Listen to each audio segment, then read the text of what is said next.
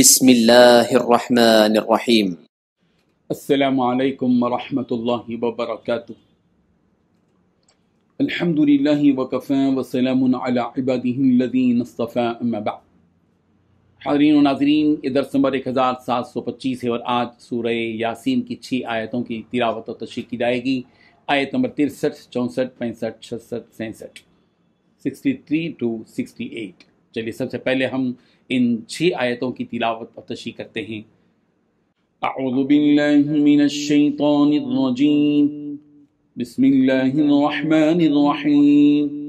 هذه جہنم التي كنتم توعدون اصلوها اليوم بما كنتم تكفرون اليوم نختم على أفواههم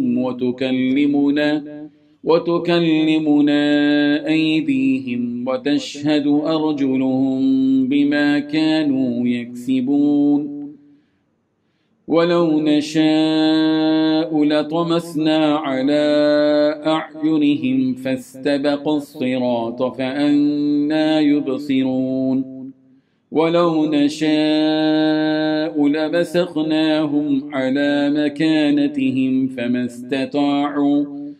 استطاعوا مضيا ولا يرجعون ومن نعمره ننكسه في الخلق أفلا تعقلون صدق اللہ العظیم۔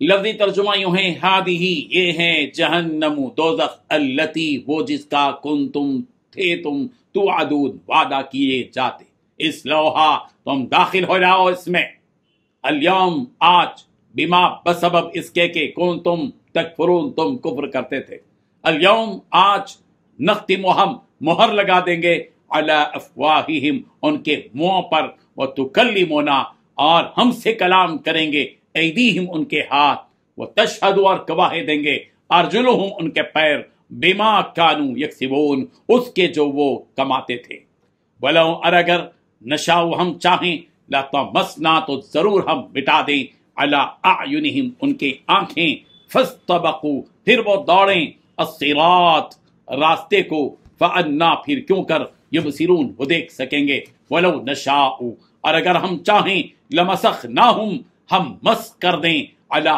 مکانتہم انہی کی جگہوں پر، فما استطاعوا پس وہ پھر طاقت نہ رکھیں گے، مضیا چلنے کی، ولا یرجعون اور نہ وہ لوٹ سکیں گے، ومن اور جو شخص نعمرہ ہم اس کی عمر دیں، ننکسہ ہم الٹا دیتے ہیں اس کو، فی الخلق پیدائش میں، افلا یعقلون کیا وہ عقل نہیں رکھتے۔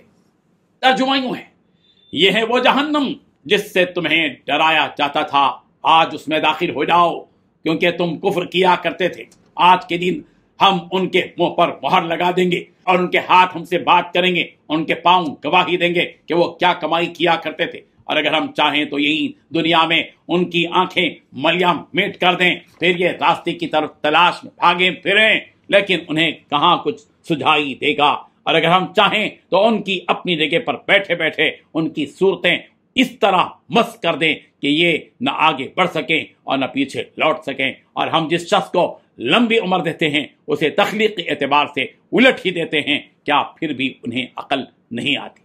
ان 6 آیتوں میں 12 باتیں بتلائی گئی ہیں۔ پہلی بات، یہ وہ جہنم ہے جس سے تمہیں ڈرایا جاتا تھا۔ دوسری بات، آج اس میں داخل ہو جاؤ۔ تیسری بات، تم کفر کیا کرتے تھے۔ چوتھی بات، آج کے دن ہم ان کے منہ پر مہر لگا دیں گے۔ پانچویں بات، ان کے ہاتھ ہم سے بات کریں گے۔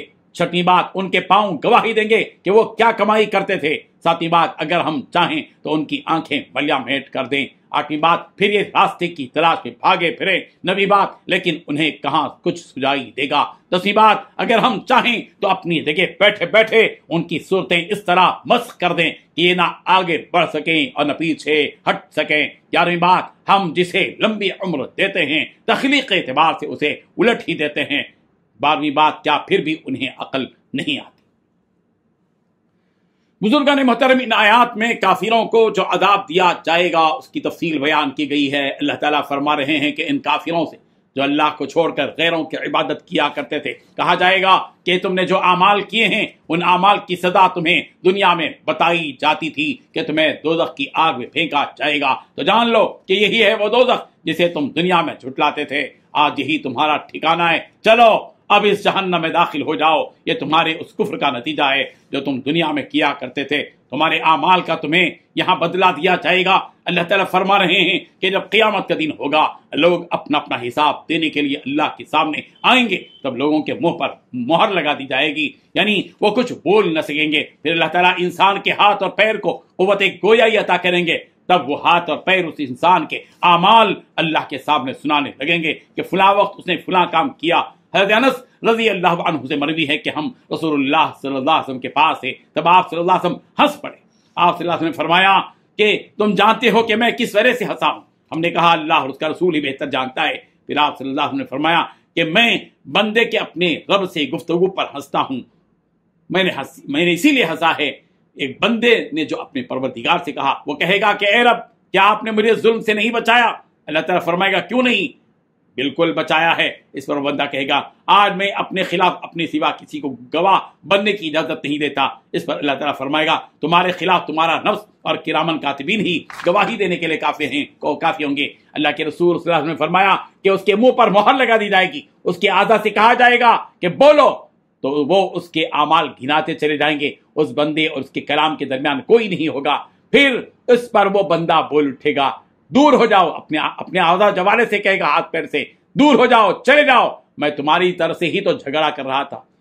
حضرت ابو موسیٰ رضی اللہ عنہ سے مروی ہے کہ مومن کو قیامت کے دن حساب کے لیے بلایا جائے گا، پھر اس کے اعمال اس کے سامنے پیش کیے جائیں گے اور کہا جائے گا کہ کیا یہ تم نے کیا؟ اس پر وہ کہے گا کہ ہاں اے میرے رب، میں نے ہی کیا، میں نے ہی کیا، میں نے ہی کیا۔ پھر اللہ اس کے گناہوں کو معاف فرما دے گا، پھر اس کی نیکیاں ظاہر کر دی جائے گی اور وہ چاہے گا کہ سارے لوگ اس کے اعمال کو دیکھیں۔ پھر اس کے بعد کافر کو بلایا جائے گا، اس کے سامنے اس کے اعمال پیش کیے جائیں گے، اس پر وہ کہے گا کہ میں نے کیا ہی نہیں، اے پروردگار تیری عزت کی قسم، اس فرشتے نے وہ اعمال لکھے ہیں جو میں نے کیا ہی نہیں۔ پھر وہ فرشتہ کہے گا کہ کیا تم نے یہ کام فلاں جگہ فلاں وقت میں نہیں کیا تھا؟ وہ پھر سے انکار کر دے گا، اللہ تعالیٰ اس کے منہ پر مہر لگا دیں گے۔ پھر ابو موسیٰ رضی اللہ عنہ نے فرمایا میں سمجھتا ہوں کہ سب سے پہلے اس کا داہنا پیر گواہی دے گا۔